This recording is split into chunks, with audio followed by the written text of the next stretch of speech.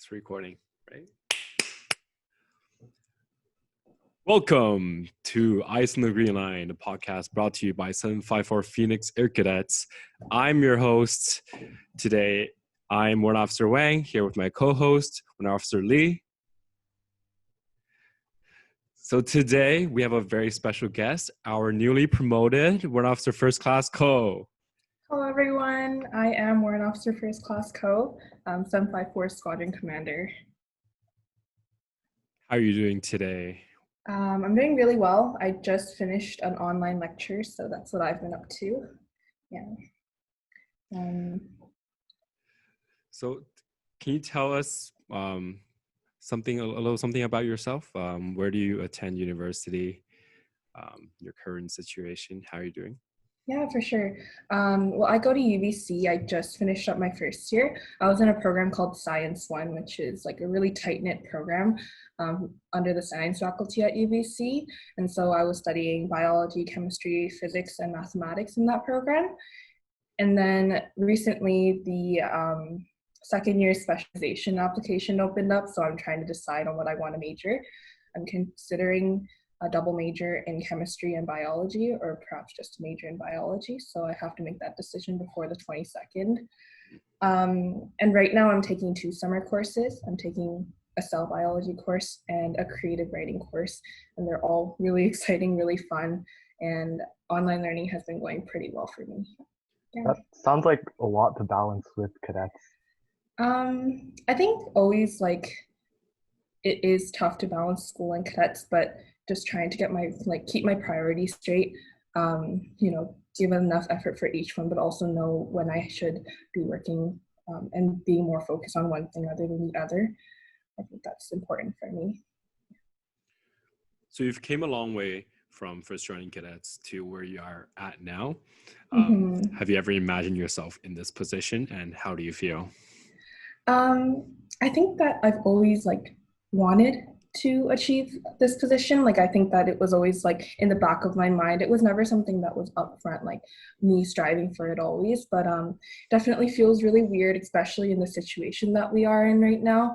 I didn't expect to be out of uniform, doing a bunch of activities as a squadron commander, but I think it's definitely a really amazing experience. I think the first time I thought about wow, it would be really cool to be a squadron commander was when we had to do that parade position evaluation that you do in the younger levels. And we did a whole tryout process, and I got the WO1 squadron commander position, and I got to lead a CO's parade for the first time. And even though I was super nervous, I remember doing the practice runs, and one of the warrants at that time was really on me about getting the commands correct, making sure everything was going well, and it was really stressful. But I thought in the moment while leading a squadron in a parade, I thought it was just such a cool experience. So definitely was really excited about that. So did you have any role models that helped kind of build you up to where you are now? Yeah, definitely. And I think one of the role models I talk about all the time is from one of my summer camps.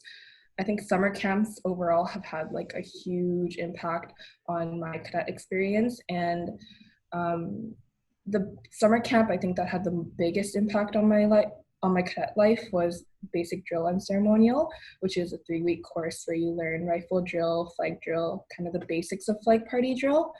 And my flight sergeant during that time, Flight Sergeant Jessica Wang, she had a huge impact on my goals as a leader and what I thought of in terms of drill and how drill can be really fun. I think the one time, or the first time that I really thought of her as, wow, I really respect her, or I really think highly of her. And this might seem silly now, but keep in mind that I was very young and it was my first time kind of doing rifle drill.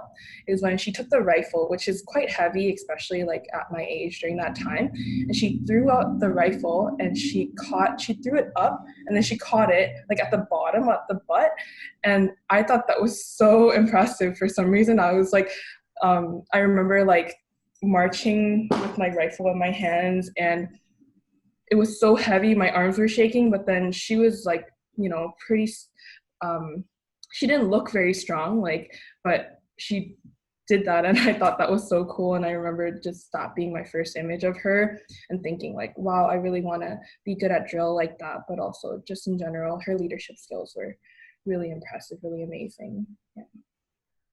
Aside from her drill and leadership skills, what other like of her personalities did you look up to and wanted to imitate? I think for me personally, like I've always been a really academically driven person as well. Like in aside from cadets, that's like a huge part of my life. And when she talked about school and what she was doing with her life after cadets, I thought that was just really cool, and like it was something that I really admired. Like she's studying at Berkeley, I think, right now, but I thought that was just something that, like, for her, watching her prioritizing cadets, prioritizing school, and not maintaining that balance was really nice. I think one interesting thing though about having role models is like understanding also that the people you look up to have their own, you know, set of flaws. And I think like learning from, you know, their flaws, but also their strengths, I think is an important thing to keep in mind with role models. So. That's actually really cool, because when you try to become like, when you start looking up to your role model and you start becoming way more and more like that role model, people start looking at you as their role model. So I remember when I was in level 1 or 2, I looked up to you, for example, as a role model of what I wanted to be when I became a senior. And I think it's really interesting how when you have a role model, you're also someone else's role model in cadets. So like the essence of just everything gets passed on throughout the years. No, for sure. And I think like when you have a role model and you look up to that role model, and I think what happens is you try to be like that role model, right? You try to emulate their skills, their personality sometimes even, and just like the way they lead, but then also kind of learning to put your own twist on it, thinking critically about the things that you look up to in that role model and why you look up to them is important, and then trying to decide like what else can you bring to that person's leadership skills, leadership style. I think that's important to consider. I also think it's pretty good to have multiple role models. Maybe you want to pull something that one person does really well. Maybe they're really good at teaching lessons or something. And then another senior that you look up to who's really good at leading groups and leading teams. And you kind of want to kind of take the best parts of both your role models. Yeah, exactly. And just try to develop yourself and help others develop through that. That's actually a very cool point, because that's actually one of like my life models that I live by, to take other strengths and try to put that in myself. And obviously there's flaws in everyone, and you want to learn from everyone's mistakes and also learn from your own. And just every day you can get better as a person if you do that. I think that's very cool. So obviously you've had a lot of leadership experience within the cadet program. Do you have any leadership positions outside of cadets? In high school, I had a couple. So I was in student council. I was an executive for marketing. So that was one of the positions I held in school. And then I also was a club leader. So I'm really passionate about mental health issues. So I led a club and with my friend about mental health issues at my school. And that was a big part of like my high school experience as well. Do you think the skills you've learned from cadets like help you lead those clubs and activities at school? Yeah, no, I definitely think that cadets is what really like jump-started the whole leadership development. In middle school, like right before I joined cadets, and even like during my first year of cadets, I was really, really shy. Like shy to the point where I couldn't really talk on the spot if someone asked me a question. I wasn't really good at leading conversations, initiating conversations. And now that I think about it, I think cadets is the reason why I feel so much more comfortable talking about myself, talking about my experiences with other people. Yeah, like I used to be so shy to the point where someone would ask me a question and sit there like not knowing what to say. Yeah, I think about it now, cadets is like the real reason why I opened up, got better at public speaking, all those different things. So definitely huge part of my life and huge part of who I am today. Do you think being a leader in cadets and being a leader outside of cadets, like, is there a difference in the experience and in the ways that you want to lead? I think that there isn't a big difference. And I think one of the issues with a lot of leaders in cadets is that they think there is a difference. So one thing I noticed with cadets is also often, the rank is very prominent. And historically, like I look back at a lot of leaders that we've had in our program, and a common mistake I think people make is thinking that, you should yell a lot or you should be scary, and that's how you will be respected. And I think that just happens with the nature of the program, but if you think about how you lead in a school club, for example, or in a setting outside of cadets, you never yell, you never like try to be scary to be respected. That's not the energy that you want to give off, and that's not the things that people respect. And so in that sense, I don't think there's a difference. I think the way you lead in cadets should be similar to the way you would lead, for example, in a school club, where you focus more on spreading kind of a positive energy instead of yelling and trying to be strict all the time. That being said, there are elements that are very different, I think, but. And also you want to focus on building a personal bond, right? Yeah, exactly.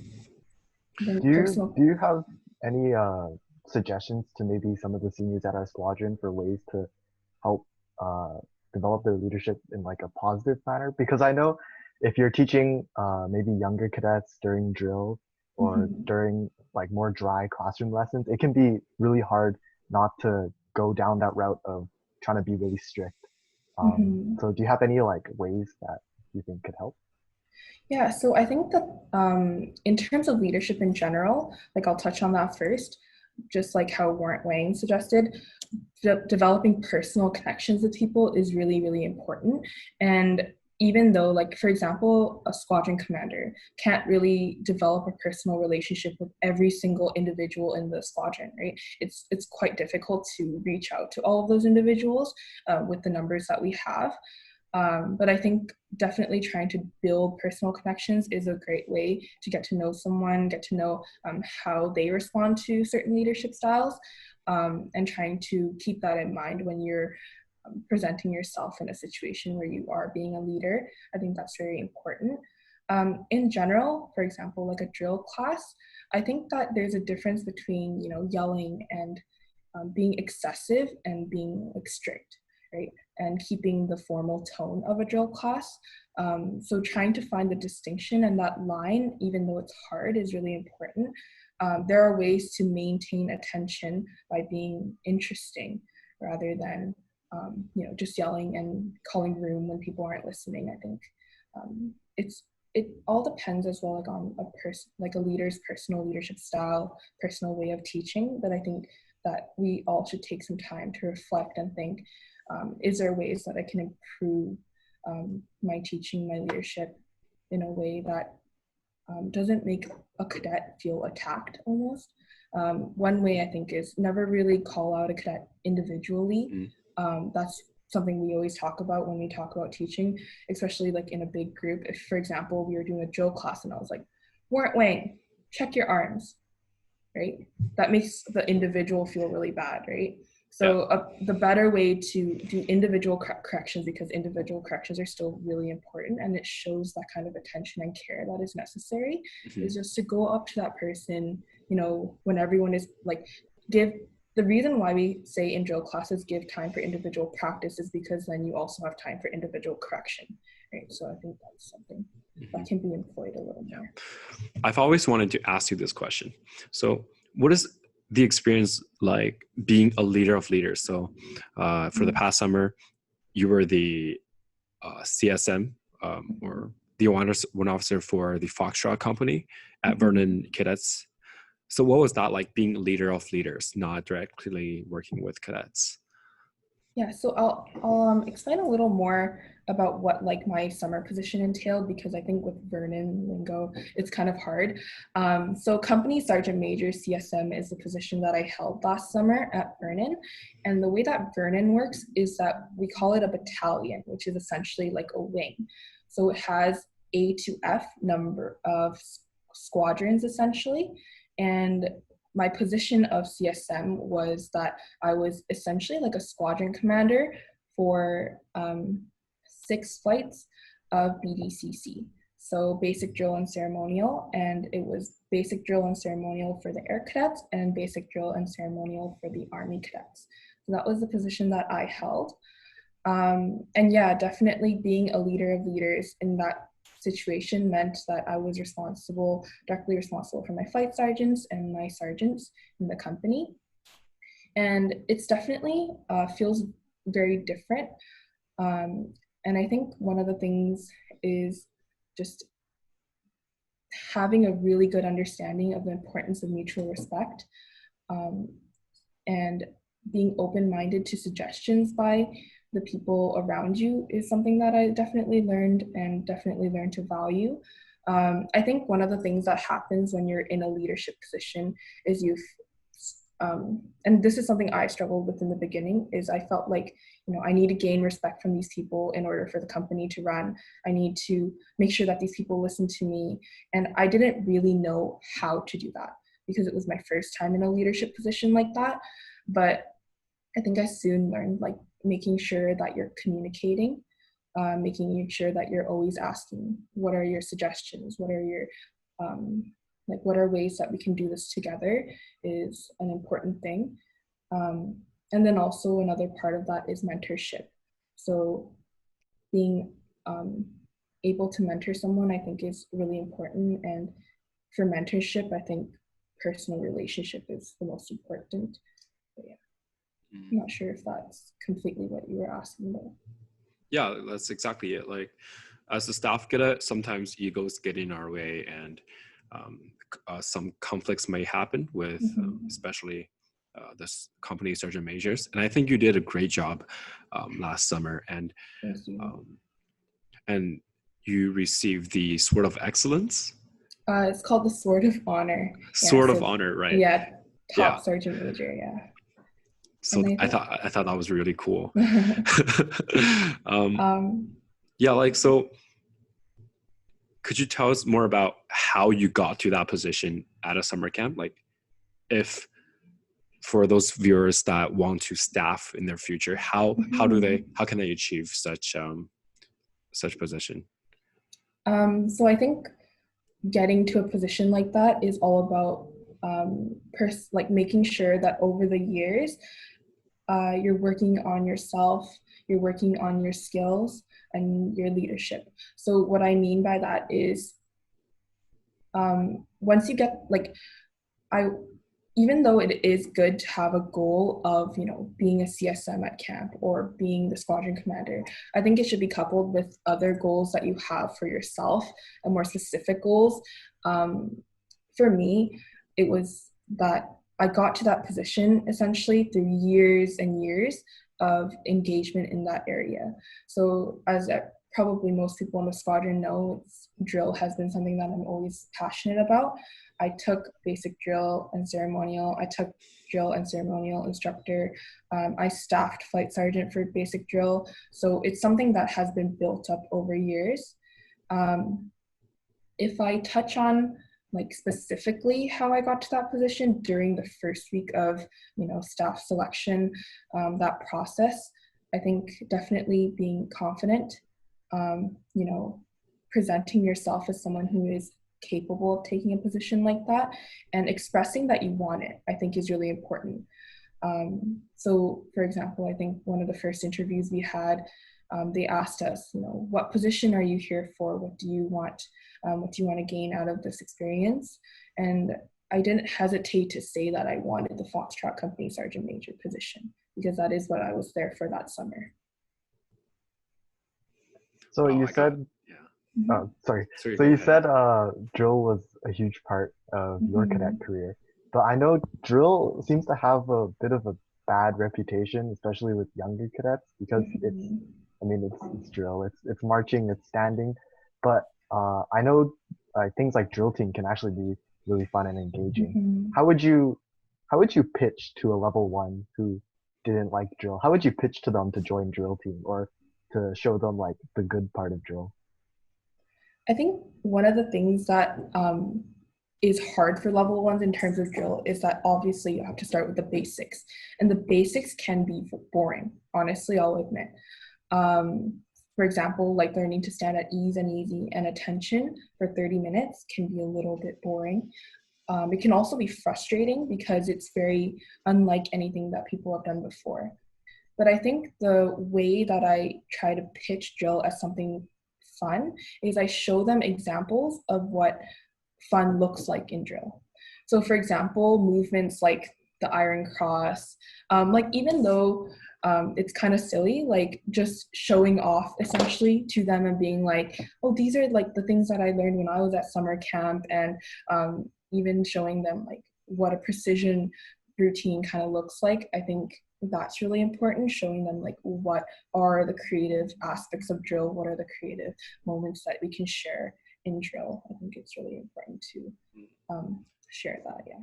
Yeah, like it's impressive when one can do drill properly and do it good, but when a team of cadets more than 15, when they can all do those drill movements like in sync together, that's something beyond impressive. Yeah, for sure. Right? Yeah, I think if a lot of younger cadets saw like an example of a precision routine, they'd be pretty fascinated, because if you think about it, you have 15 different individuals doing movements for 5 minutes straight with almost zero communication between them, and yet they can still be completely in sync, be in time, and have good dressing and all that, which is actually pretty crazy if you think about it. Yeah, no, like definitely. I think it's, and also like if you get an opportunity to try to convince them to do a drill course in the summer, because I know at our squadron we don't have any rifles, like showing them a rifle drill routine or just kind of something along those lines, something they haven't seen before, something they are probably unaware of. I think it's good to encourage that. Yeah, so level 1s, level 2s, if you're not listening right now, sign up for drill team. Go sign up for those summer drill courses. They're going to be very fun. You're not going to be disappointed. Yeah, learn to love drill, right? I think another thing is like, obviously I talk about drill because drill is like what I've always been passionate about in the squadron. But in general, if you want to have a good time in cadets, my advice is always like find a niche. Find one area of the program, and it can be like an extracurricular area where you feel the most passion, where you feel like you have a lot of fun in, and then work on that and try to encourage other people to work on that with you. I think that's always really exciting. So whether it be like band or effective speaking, just having like an area, that way you can meet people who are interested in the same things, you know, go to camp for those interests, and really become an expert in that area, then you'll find it easier to, I think, be really engaged with the program. I think that's a really good point, because at least for me as a junior, I feel like the extracurricular activities like band, drill team, marksmanship, those were the things that really made me want to stay in the program. Those were the things I really enjoyed most about cadet. Yeah, for sure. So out of how many years have you been to camp? I think GT, BDC, DCI, staff twice, so 5 years. 5 years. 5 years. And that's out of like... out of 7, I guess. Out of 7 years. But only 6 summers that were available to me. So you are one level above where Lee and I. However, we managed to meet at general training. Yes. I'm still confused about that. Like, okay, so funny story. I was a really bad level 1 cadet. And I think on one of the Instagram things that we held recently, one of the fun facts was that I failed level 1. And I wanted to take the opportunity to explain that. So like I said, I was a really bad cadet. I had terrible attendance. So one of the things that I missed was the PSRY, which is mandatory to pass your training level. And so that's why I failed level 1. I know it's not quite as dramatic as people might have thought. But yeah, like in my first year of cadets, I really hated it. I actually joined because my older sister was in the program, but I begged my dad to let me join Army cadets because I thought that for some reason, I thought that like Army cadets would be a lot more fun than Air cadets, even though I didn't know much about either of the programs. And that's funny now that I think about it because I go to Vernon all the time, which is an Army base for the most part. But yeah, and so I think before in level 1, because I hated it so much, I never showed up, I never worked that hard. And what happened is because I failed my level, I couldn't go to summer camp. Like I signed up, but I didn't get in. So then all of my summer camps actually, up until staffing, I guess, I went a year later.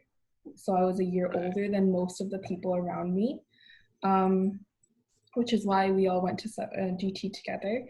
But I reflect on it now, and a part of me is thankful because even with being a year older, I felt like I had the experiences that were important for me to be successful at summer camp, get the most out of my experience in summer camp. So for me, I think it worked out in the end.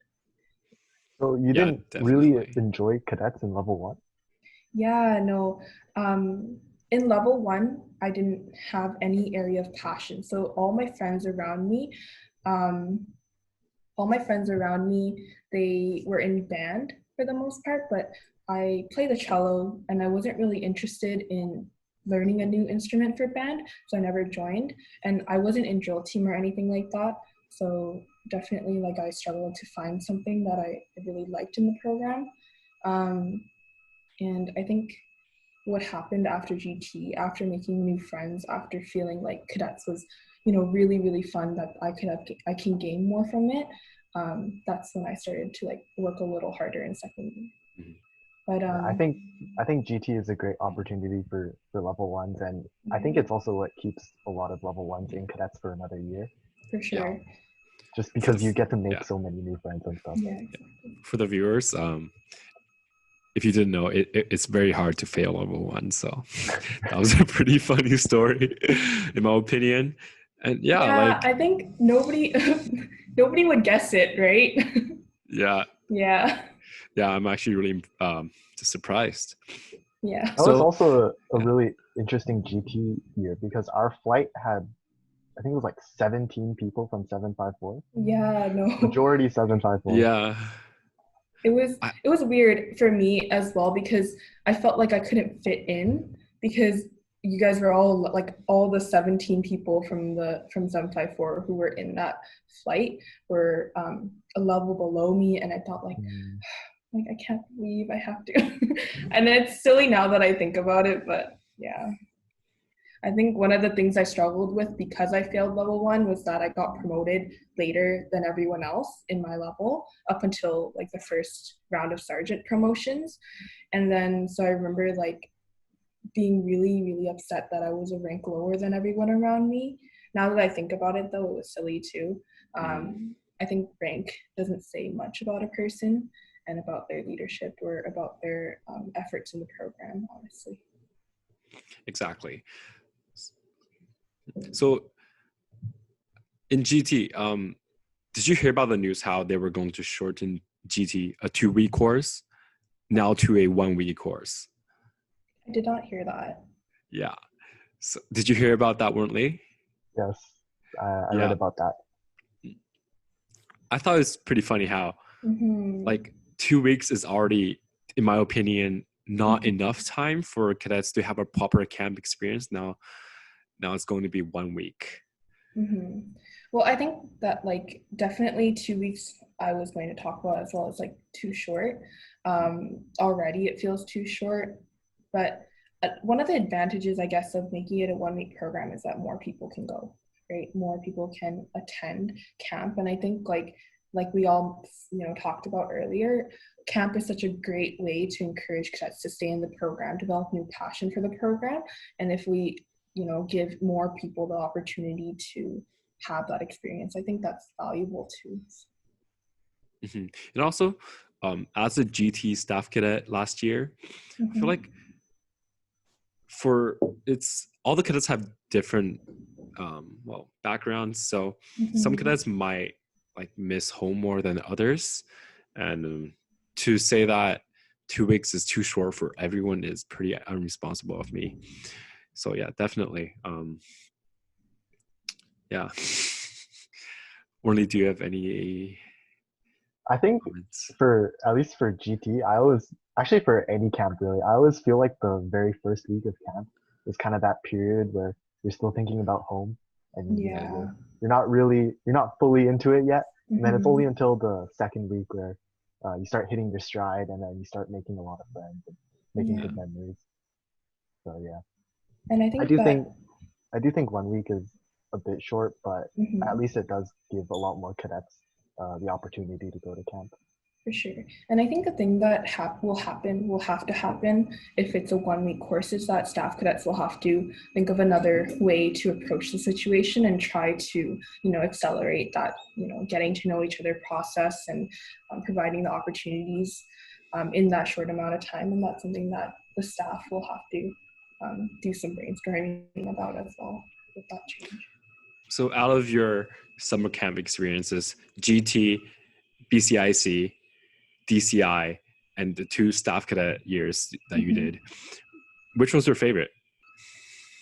That's such a hard question. I think that all of my camp experiences have so much value in their own ways. Yeah. It's so hard to say which one was my favorite. I think as of right now, last summer was one of my favorite summers just because it's really fresh in my mind and I had a lot of amazing experiences. I met so many amazing people. And for me that year, it was about like what I mean by like I had got to meet so many amazing people is like people I would never have been able to work with if it wasn't for that position. So for example, Major Winkler, who was my company officer commanding, she was like basically my CO in that situation, and I learned so much from her. Even though at first I was really scared of her, I got to develop like a super amazing relationship with her. And then Sergeant Copeland, who is someone that I also got to work with and he's from like the armed forces, but such an amazing person, and I learned so much from them. So, and also like in that position, I got to, essentially be responsible for so many cadets, right? So many cadets who are coming in to learn about drill. And even though I like struggled to make a personal connection with all of those cadets, I still got to spend a lot of time with the majority of them, which I felt really happy about. But if I think like more, you know, about like what was the summer camp that really, really changed me, I think it would have been drill and ceremonial instructor, and which is a 6-week course for drill. And if I'm going to be honest, that was my hardest summer. Like definitely the most draining, definitely the most stressful, challenging. And I know I had like a lot of things that like a lot of hardship in that course. But if I think about it now, like all of those experiences are what have helped me to develop my leadership skills and also like develop myself as a person, not only in cadets but in like my personal life. Yeah, exactly. Like they're not wrong when they say it's tiring but rewarding, right? Yeah, for sure. The more tiring and hard it is, the more you will get out of it. So 4 out of 5 years of your summer camps you spent at Vernon. So actually not a lot of people from our squadron have been to Vernon. Could you tell us a bit about Vernon? What is it like? And because I think a lot of people have a misconception of what Vernon is, like a hot, dusty place, and they don't want to go there. But I've been there. I was there last year, and it's wrong. Like I love it. Could you just tell us more about Vernon and try to encourage cadets to sign up for Vernon? Yeah, no, for sure. So definitely, I agree with you when like a lot of people say bad things about Vernon. There's a lot of misunderstanding about Vernon. I think a part of that is not only the location and the base, but because there's this whole like, oh, Vernon is an Army cadet base.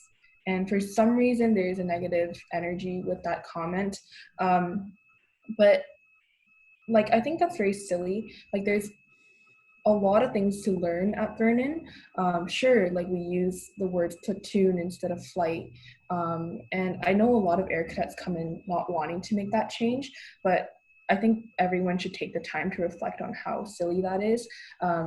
Vernon is like normally an Army cadet base, which is why we respect those traditions and we continue to use those terms.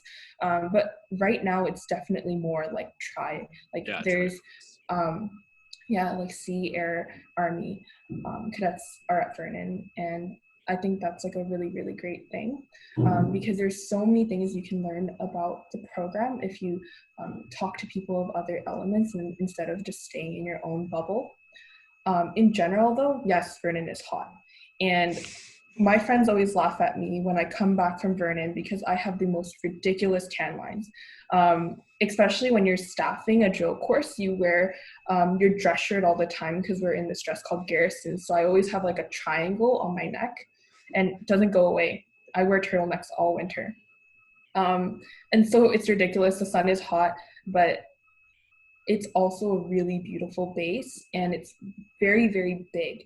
So you get to, like at first I felt like, oh, I'm gonna get lost here. But as you get to know the base better, like I think for me, it really did become home. My favorite place at Vernon is the Sisley Parade Square because the sunset is really beautiful there. Yeah. Oh my gosh, I forgot where that Remember? was. It's like the smaller parade square. Okay, it's outside of the staff canteen? Yeah. Okay, yeah, I know where And it is. yeah, I have a lot of good memories on that parade square because Exactly. as a drill cadet, honestly, in your free time, or like, I don't know, for me, in my free time, I was always practicing drill and I was always practicing voice commands. That's what I did after 8 p.m. And so like, I remember just doing the silliest like drill movements, the silliest voice commands and stuff on the parade square. And it's just like a really good memory that I have. Yeah, absolutely. So if you haven't been to Vernon, I recommend you go to Vernon. Highly recommend. It's a much better summer camp experience with cadets from other elements, from other backgrounds, right? Mm-hmm. It's so different. It's so much better. You get to know a lot more about cadets, about the cadet program, or like, you know, like if you haven't been to Vernon, otherwise you wouldn't like know those things about cadets. So definitely a good idea to experience that for yourself. Mm-hmm. So I'm someone who's actually never been to Vernon. Yes. So the one thing about Vernon that I'm most curious about though is how's the food? The food is honestly fine. I don't know why there's like this conception that the food sucks. I think the food is great. Maybe it's also because like I'm not a picky eater. Trust though that you gotta have some kind of self-control when you go to Vernon because there's like the ice cream, for example, is just you should take one, but honestly it's out in the open, like people will take more than one and it's really easy to get seconds in Vernon. There's just so much food, like it's Also another interesting thing is that there's so many mess halls at Vernon. Mm-hmm. How many are there? 2 or 3? Yeah, I think like there's so many. Yeah. So I don't know. I feel like the eating experience at each of these mess halls are all a little bit different, for sure. in my opinion. So if there are like 2 or 3 mess halls, does that mean Vernon houses like a lot more course cadets during the summer compared to like Albert Head or Quadra? Yeah. I'm not sure about Quadra, but definitely Vernon is a very big base, like very, very big. Yeah. And the system is very different. Like, I think the whole thing about the battalion and the companies is a very, very different system. But I think it works really well for the base because what happens is we do this thing called pennant, which is where each of the companies kind of compete with each other to be the top company. And then if you get it, you get to raise your flag on the flag post. and there's this whole like encouragement of company pride, which is I think really valuable, especially because the elements are all mixed in during the companies, and then so people get to create that kind of sense of unity. So what kind of courses, for those who do not know, could you tell us more about like what type of courses does Vernon host? I think for the ones that are relevant for air cadets in our squadron, it's all the drill courses, and then fitness. Yeah, I think those are the two. And then there are band courses which are tri, but then I'm pretty sure that 754 cadets don't go to those band courses. And Delta is marksmanship. Oh yes, marksmanship. Sorry. Marksmanship. So are air cadets able to go to expedition courses? No, I don't think so. Right. Yeah, I thought expedition courses, it's a different breed. We barely saw them during our so camp experience. Army cadets get an expedition course, which is where they do hiking, canoeing, like all these different fun outdoor activities. But yes, unfortunately, it's not available for air cadets. It's definitely interesting, like seeing their activities. I was very close with the Echo Sergeant Major. I got to see like some of the things that she did. Warnley and I have been wanting to ask you this. What was your strangest camp experience? I always get this question, and honestly, it's hard for me to like think of something very funny, very goofy. I always, for some reason, all my camp experiences are very, very serious. I know, like, I don't like this doesn't go under like strange in any way. My first year staffing, Flight Sergeant BDCC, was a really hard summer because for some reason, in my flight, there were a lot of cadets who required ambulances throughout the summer. So my flight was just coined as the flight where we would always have to be calling 911. Very, very stressful, very unfortunate. And I know I suffered a lot because I blamed myself for it a lot. It was my first year staffing, and I was a flight sergeant. And I remember just thinking like, oh, is it my fault that all my cadets are, for some reason, whatever that reason may be, like requiring an ambulance? But yeah, definitely that was like a difficult experience, not necessarily strange camp experience, but also not an experience that most people go through, for sure. Yeah, I'm sorry about that. My parents just came home, but Well, then I said hello. So cadets are just passing out during drill? No, it wasn't necessarily that. It was a couple like other issues. I'd prefer not to talk about it in too much detail, just because Yeah, for sure. Warnley, how was your camp experience? My camp experiences? Yeah. I don't know. They're pretty mediocre. I don't think I've done too much interesting things at camp. What about you? Well, I was at Vernon last year as well, and to be honest, Warren, you were kind of like a mentor to me. So I remember after cadets lights out, I remember meeting you at the benches, and we would just talk about like our experience, and you helped me a lot when I had troubles with my cadets and my other staff, and I think it was very helpful. Thank you for that. Yeah. Of course. I always get super excited when 754 cadets arrive at Vernon because, like we talked about, like not a lot of 754 cadets are keen on coming to Vernon, and so every year when I'm staffing, I get so excited when I see a 754 like familiar face, or if I'm like a cadet there, and I feel like I always try my best to look out for those cadets and try to reach out to them, just because like I feel like I'm at home when I see them. One thing that is pretty funny is that when I was staffing BDCC, this was, I think, my second intake. I had a couple 754 cadets in my flight, and a couple 754 cadets in other flights too. But you know how it's a whole thing where staff cadets don't want to expose their personal information about themselves to, you know, everyone in the flight, right. or in the course.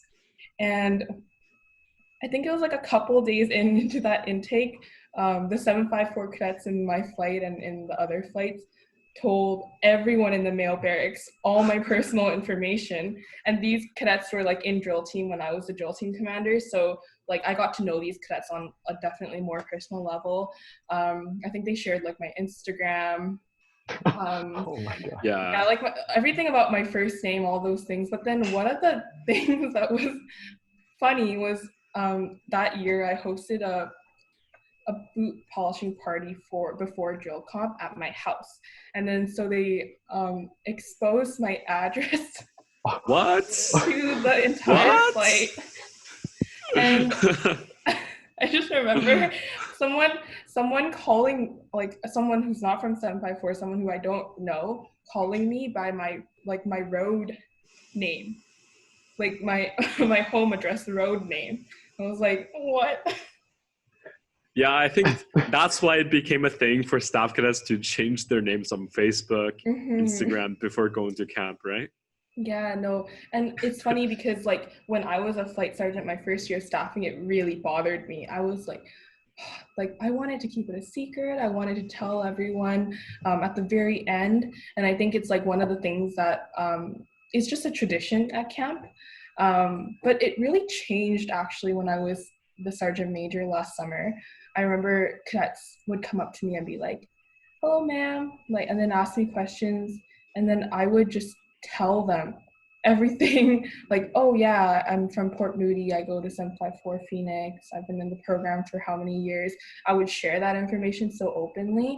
And I think what changed is that, yes, in that position, it's with 6 flights under your under like being responsible for 6 flights. I wanted to get to know and you know, these cadets and talk to them and like tell them about myself without, you know, hiding everything, because I never knew like how many more interactions I would get with these cadets. Yeah. Definitely very like different experiences those summers were. My printer just printed stuff. Okay, drill voice. So the Army Cadet drill voice at Vernon is very different from what we do at our local squadron. So for example, like squadron attention, that would be like our way, the Air Cadet way. But at Vernon, it's like platoon attention. Yeah. Kind of like that, right? So for me personally, it was very hard for me to adjust at first. However, at the end of my staffing experience, when I came back to our own squadron, like there were at times when I couldn't stop myself but do the Army Cadet way. I think one of the things that happens a lot in summer camp is, especially at Vernon, is that air cadets come in thinking that like they know everything, that they should correct everyone. I see it a lot in my staff sometimes. I see it a lot in the cadets as well. I think one of the things is like come in with an open mind always. And this is not just like in cadets, but in like, you know, all aspects of life. Like one of the things that kind of gets ignored when we do voice commands in our home squadron, and I'm guilty of this myself, is like the lack of inflection. So when you teach a class about how to properly do voice commands, we do talk about inflection, but then we never really like use inflection when we call our commands. So I think definitely like, yes, there are different styles. I won't comment on like which one is right or wrong. I think that it's just kind of developed into those styles. As long as they're effective, I think it's okay. Yeah. For basic drill and ceremonial cadets in the Foxtrot Company, are the flights or platoons mixed with both air cadets and Army cadets? No, they are different courses, and you end up kind of doing different things as well. Right. For example, the Army cadets got to do a FTX and the Air Cadets didn't. Hopefully in the future though, Air Cadets will also be able to do an FTX. Like that was one of the things that I was working on with my major that summer, trying to get an opportunity for Air Cadets to do an FTX during BDC. But the training is mostly the same. But yeah, they are still separate courses. And I think, but one of the good things is that because we were all in a company anyway, that encouragement of company pride, a union, like a unity within the company, we all got to learn a lot about each other and each other's programs. And we got to do our drill competition together as well. So that was super exciting that year. It was actually the first year that Foxtrot ran as BDC, Air, and Army. So the Army cadets and the Air cadets were separated by platoons? Yes. So we had 3 of each. Oh, I see. Yeah, that makes sense. Yeah, I think it's very important to go into camp with an open mind. And for example, I was staffing level 1 Army cadets. So it wasn't, so I felt I shouldn't be calling comments like what we do at our local squadron to these cadets, because that will change the way they will go home to their local squadrons doing the way that I was doing, which is not right for them. So I felt like it was my responsibility to just follow the Army cadet way and do what they need, right? Yeah, I understand your concern there, but I think it's also important just to also keep an open mind, be able to adapt, but then also share things that maybe as an air cadet you can share with your group of cadets. I think it's valuable for us, for the staff of a flight to be Air and Army, or C as well, mixed a little bit, because we can all learn something from one another. Do you think it'd be really beneficial for cadets if we got to do more activities with Army cadets and C cadets during the regular training year? Because for someone like me who's never been to Vernon, I've pretty much never interacted with Army cadets or C cadets. No, I definitely think that it's a good thing, and it's something that I know we are working towards in Port Moody, to try to do more things with the Army cadets and the C cadets in our area. I know personally, I got to go to one of the C cadet mess dinners, girls mess dinner, as a guest with Captain Angst during the training year, and that was super exciting. I got to meet a lot of different C cadets, got to talk to them about my experiences, got to hear about their experiences, and it's something that we are actively trying to do, working with the other corps right now to try to get more of that interaction happening, and I think it's definitely something that as a program, we should try to encourage a little more. Yeah, unity, right? We need unity between all the 3 forces. What is something? So we've been talking about Army cadets a lot. What about C cadets? Let's give them a little attention. Were there a lot of C cadets at Vernon?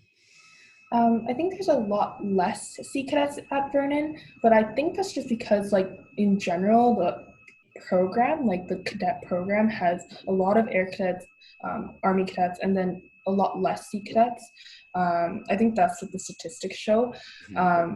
So I don't know, I don't have many experiences working with C cadets. I know I didn't have any in my company, unfortunately, but definitely, there are obviously things to learn from C cadets as well. I know my closest friend at Vernon actually was a C cadet, and I know he had a lot of good things to share as well. I think the C cadet base is Quadra. Yes, right. So.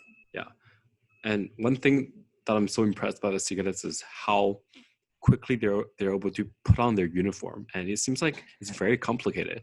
We would think our uniform is complicated enough, but their uniform is something else.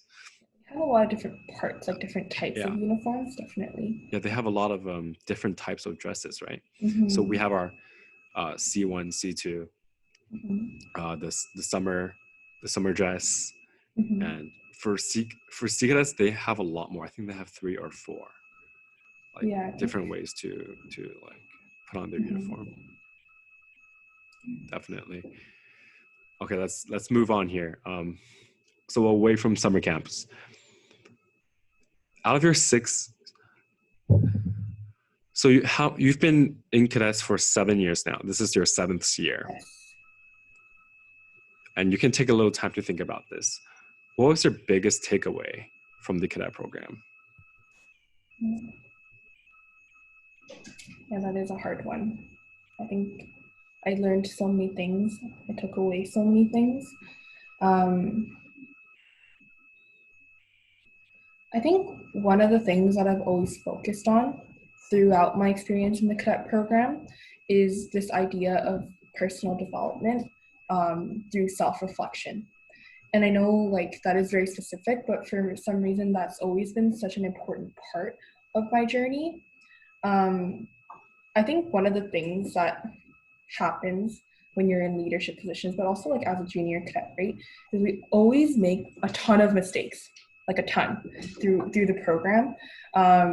And the issue is like, if you make a mistake, that's okay. But if you make a mistake and you make that mistake over and over again and you never reflect on it, that's when we have a problem, right? So one of the things that I learned to do through the program, but also just like through my youth, I guess, is to value self-reflection and learn from those experiences. Like one of the examples I have is the first couple of weeks of my like position last summer as the CSM. One of the things I struggled with is like, how am I going to gain respect from these people, these 26 staff cadets from all around all around, like with different experiences. I don't know any of them, or I don't know most of them. They don't know anything about me. They don't, they just say, they're just told like, this is your person, this is your leader for the summer. Which is very, very different from a squadron where, you kind of grow up seeing someone become the WO1 or someone coming to a leadership position. And one of the mistakes that I made during my position was that the course cadet barracks were really bad, so I ended up taking away their leave passes. A leave pass is a pass that a staff cadet has to have in order to go off base during their day off. So considering like this, there was like a disconnect between the severity of the course cadets barracks being bad and me taking away the leave passes. And the taking away of the leave passes was something that was suggested by my OC. And I think one of the things is like, I should have maybe thought a little bit more about it before taking that step. I spent a lot of my time during that week also yelling, which is like earlier I mentioned, not, in my opinion, a good way to lead. So one thing I had to, like, I ended up doing is I had to think about like, what did I just do? Was that effective? Was that the right way? Is there a way that I can do it better? Going through that reflection period and making sure that I can grow from that, but I can also correct a situation that I made a mistake in. And I think that a part of being a leader that a lot of people sometimes forget is that you also, like, it takes a lot of gut and responsibility to apologize for something that you did incorrectly, and recognizing that you did something incorrectly, and being able to own up to it. So I did apologize to like my entire staff group essentially about, like, I don't think that was a good decision. Like, I'm sorry that, you guys had to miss out on your day off because of that, or your time off base because of that. So, yeah. So now that you've almost finished your very hard cadet career, do you see yourself coming back to the program in the future as maybe a volunteer or a civilian instructor? Yeah, so that's a good question.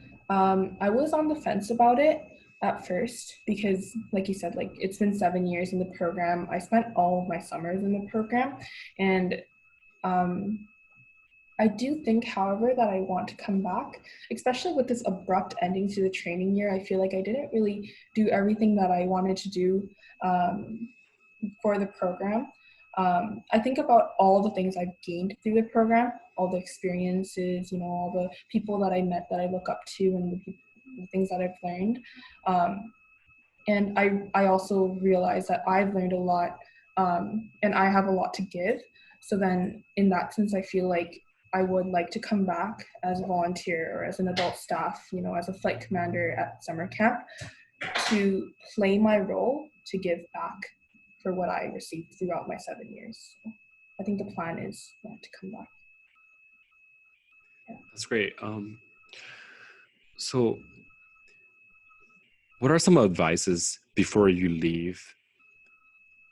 What are some advices that you would give to the juniors and the seniors of our squadron?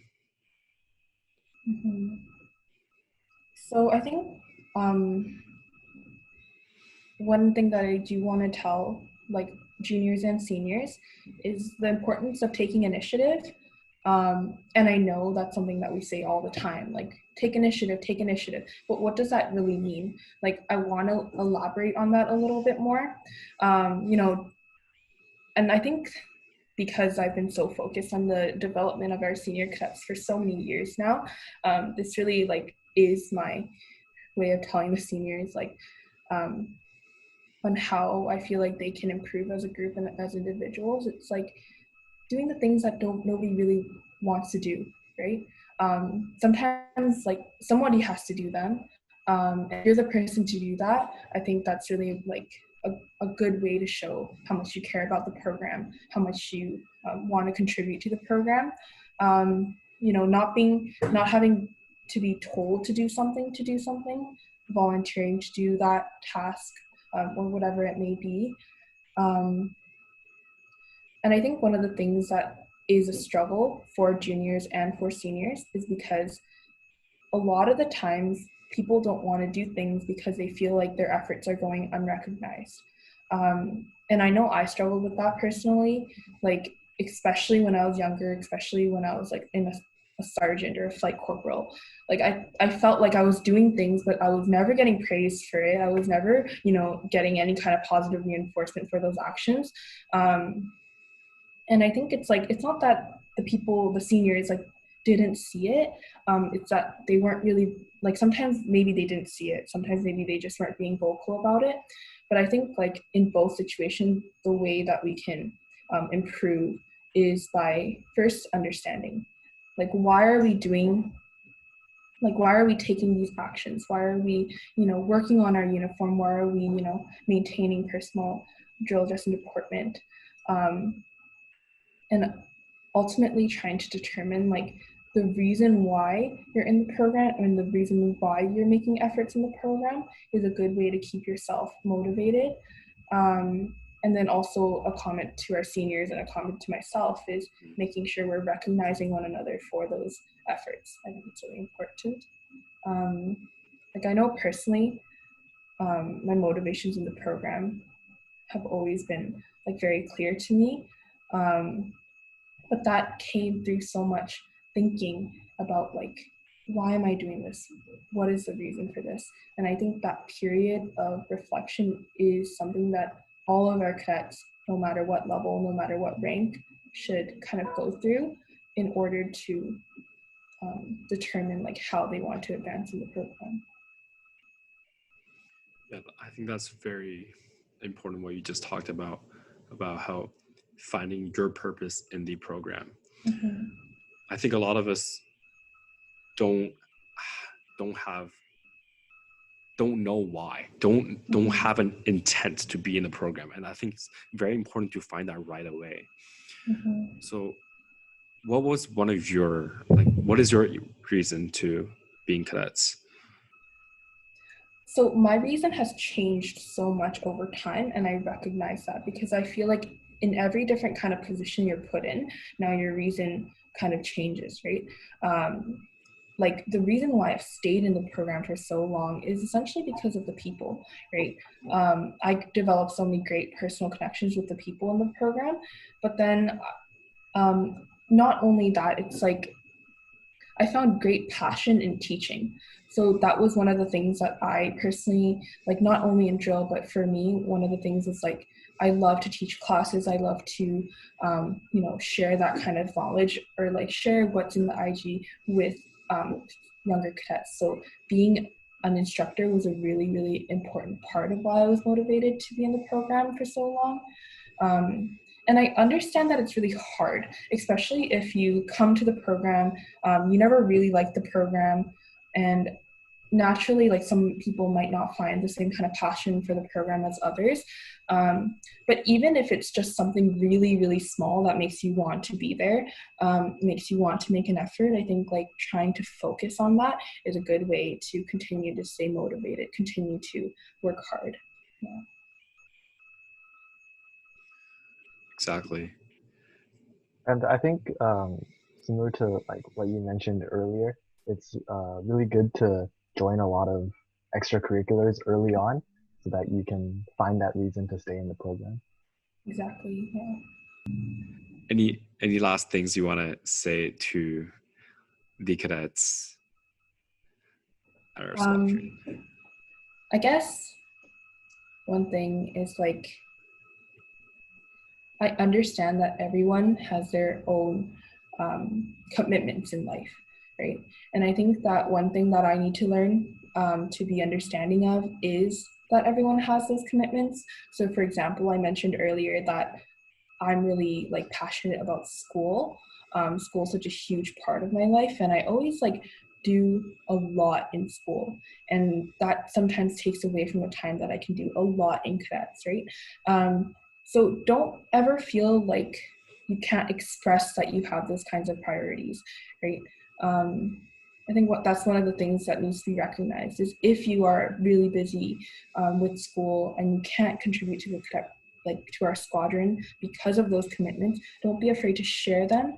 Talk to someone who might be going through the same kind of issue with what to prioritize, and try to think about ways you can balance and, find a way to still stay engaged at a lower, like, with a lower time commitment, with a little bit of a lower stress and pressure. I think that's one thing that's really important. Well, thank you so much for coming on the podcast, and thank you so much for being such a good role model for all of us. You are such an inspirational leader to me and so many other people. I'm very glad that you are the one officer first class of our squadron, and you're leading us through such a hard time and still being active, still finding ways to connect with the cadets, connecting with the seniors. You're doing a great job, and I thank you for that. Thank you. And I just have only one more question for you before we end it off. Who's the best? 754.